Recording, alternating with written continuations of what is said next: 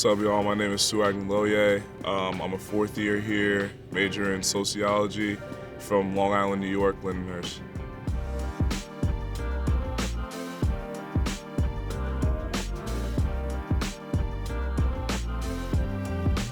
I feel like my journey's been a long one. There's been a lot of ups and downs through my time here. But I'm appreciative for all of it. Starting in high school, just like getting recruited and like how hard UVA fought to try to get me on their campus and be able to come here. I feel like it was just one of my favorite places I visited. It felt like the most home, and I just had a gut feeling about it. Me and my family had a gut feeling about it, so came here, came in, it was really hard.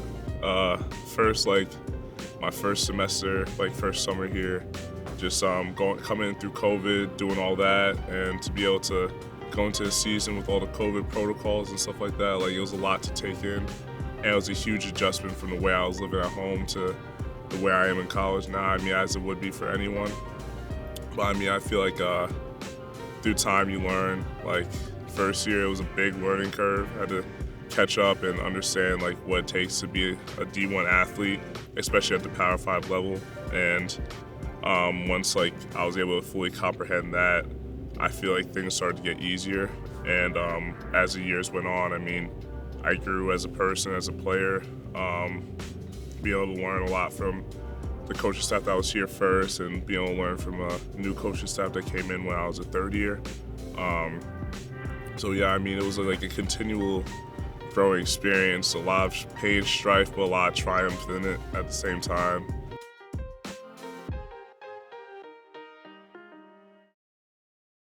I feel like I've had so many different experiences here that were just flipped my world upside down or changed everything that where I completely thought my future was going.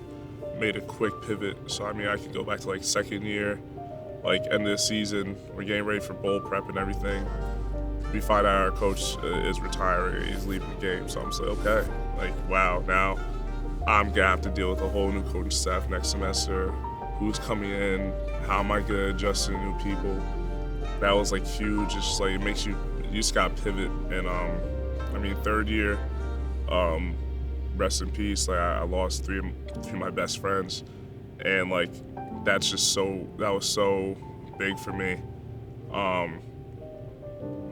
We all took it the best way we could, and that was just another example of just being grateful, being appreciative of the people that you have around you, and being appreciative of the time that you have with people, and just don't take it for granted. I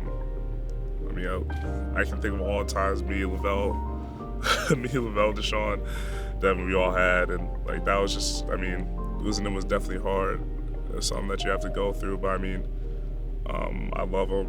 And that was definitely a pivotal part for me in just being in the moment and realizing what you got.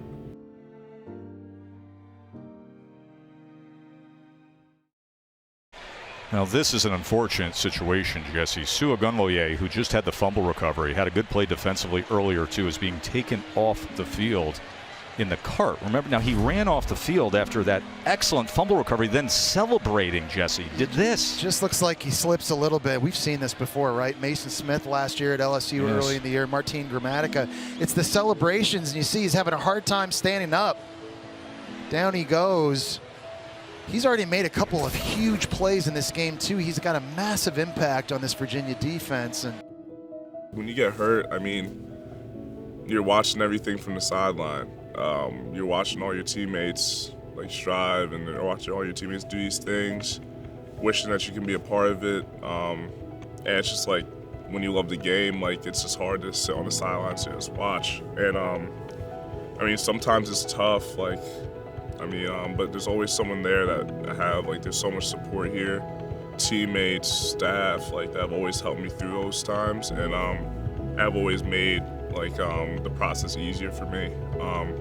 In the end of the day, I may be on the sideline watching, but we're still a team at the end of the day, and my teammates are always gonna come support me, and through all of it, they've supported me. So that's been huge in all my recoveries, just keeping the positivity, keeping the energy high, and just acting like it's a bump in the road instead of like something that end all be all, you know what I mean? So just the way I was raised, my parents were always really positive people.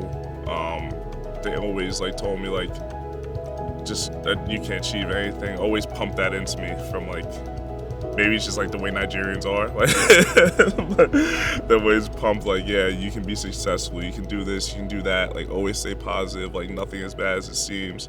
Especially with my sisters, like all my sisters are such high achieving people, and having blueprints in front of me that I've already done such great things. Like I feel like when you're told that you're bound for greatness, you have to believe it. Like you get told so much that you have to believe it. And like I hope to just keep on trying to pursue